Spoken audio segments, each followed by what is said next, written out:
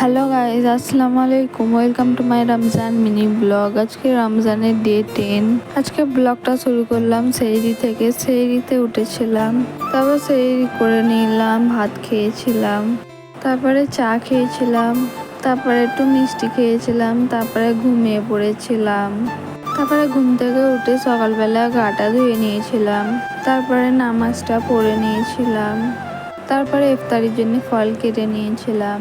আজকে মা ইফতারির জন্য এগরোল বানাচ্ছিল, তারপরে ইফতারি করে নিলাম, তারপরে সব ফল খেয়ে নিলাম, তারপরে ঘুগনিটা খেলাম, তারপরে এগরোল করেছিল মা, এগরোল খেলাম।